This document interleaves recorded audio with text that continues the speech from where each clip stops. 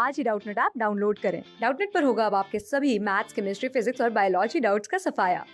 बस अपने क्वेश्चन की फोटो खींचो, उसे क्रॉप करो और तुरंत वीडियो सोल्यूशन पाओ। Download now.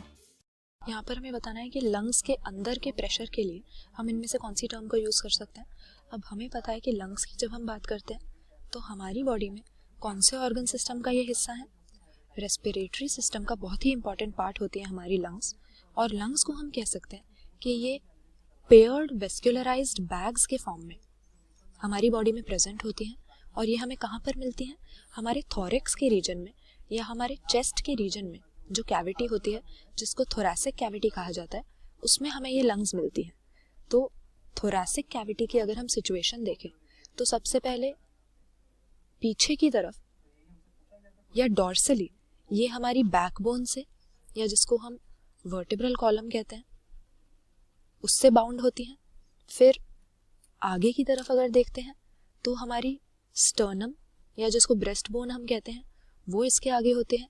लेटरली हमारी रिब्स इसको सराउंड किए रहती हैं थोरैसिक कैविटी को, और नीचे की तरफ डायफ्राम नाम की हमारे पास एक डोम शेप्ड मसल होती है, वो इसमें होती है। तो इन सब स्ट्रक्चर्स की वजह से ये जो थोरैसिक कैविटी है ये एक एयर टाइट कैविटी के फॉर्म में हमारी बॉडी में हमें मिलती है। और इसी के अंदर क्योंकि हमारी लंग्स प्रेजेंट होती हैं तो यही रीज़न है कि हमारे रेस्पिरेटरी सिस्टम में गैशियस एक्सचेंज पॉसिबल हो पाता है।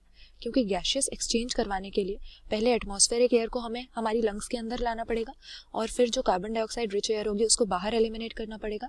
इसे हम ब्रीदिंग कहते हैं, या पल्मोनरी वेंटिलेशन भी हम इसी प्रोसेस को कहते हैं। और ये पॉसिबल होती है प्रेशर डिफरेंसेस की वजह से। प्रेशर डिफरेंसेस किसके बीच में? एटमॉस्फेरिक जो प्रेशर है और हमारी लंग्स के अंदर जो प्रेशर है उसकी वजह से। तो हमारे पास डायफ्राम मसल तो होती ही है जो एक काफ़ी बड़े साइज की डोम शेप्ड मसल है, जिसकी कॉन्ट्रैक्शन और रिलैक्सेशन से हमारी थोरैसिक कैविटी की वॉल्यूम बढ़ जाती है या घट जाती है। लेकिन डायफ्राम के अलावा हमारे पास हमारी रिब्स से जुड़ी हुई इंटरकोस्टल मसल्स भी होती हैं, और इसके अलावा हमारी एब्डोमिनल मसल्स भी होते हैं जो ब्रीदिंग में कॉन्ट्रैक्शन और रिलैक्सेशन करके हमारी थोरैसिक कैविटी की वॉल्यूम को चेंज करती हैं। और थोरैसिक कैविटी में लंग्स कुछ इस तरह से प्रेजेंट है कि अगर इसकी वॉल्यूम बदलती है तो लंग्स की वॉल्यूम भी बदल जाती है। तो अगर थोरैसिक कैविटी की वॉल्यूम बढ़ी तो उस टाइम पे हमारी लंग्स की वॉल्यूम, लंग्स के लिए हम पल्मोनरी टर्म भी यूज़ करते हैं, तो यानी पल्मोनरी वॉल्यूम भी बढ़ जाती है। अब वॉल्यूम बढ़ जाती है तो प्रेशर कम हो जाता है, और लंग्स का प्रेशर एटमॉस्फेरिक प्रेशर के रिस्पेक्ट में नेगेटिव हो जाता है, यानी इससे कम है। तो ऐसे में एयर हमारी लंग्स को एंटर कर जाती है, और इसको हम इंस्पिरेशन कहते हैं या इनहेल करना कहते हैं। जबकि फिर जब उल्टा होता है, दोबारा से लंग्स की वॉल्यूम घट जाती है थोरैसिक कैविटी की वॉल्यूम घटने से, तो एयर एक्सपेल हो जाती है, जिसको हम एक्सपिरेशन कहते हैं। तो लंग्स का यही प्रेशर हमने देखा कि पल्मोनरी वेंटिलेशन के लिए या गैशियस एक्सचेंज के लिए, ब्रीदिंग की प्रोसेस के लिए बहुत ज़रूरी है। और ऑप्शन बी यहाँ पर सही आंसर हो जाएगा। इंट्रा पल्मोनरी प्रेशर इसको हम कहते हैं, क्योंकि ये तो हमने देखा ही कि लंग्स के लिए हम पल्मोनरी टर्म यूज़ करते हैं, और इंट्रा मतलब इनसाइड यानी अंदर का इंटरनल प्रेशर।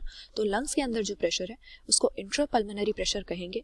और जब एटमॉस्फेरिक प्रेशर के रिस्पेक्ट में ये नेगेटिव होगा तो इंस्पिरेशन हो जाती है, और जब ये पॉजिटिव हो जाएगा, ज़्यादा हो जाएगा एटमॉस्फेरिक प्रेशर से, तब एक्सपिरेशन हो जाती है।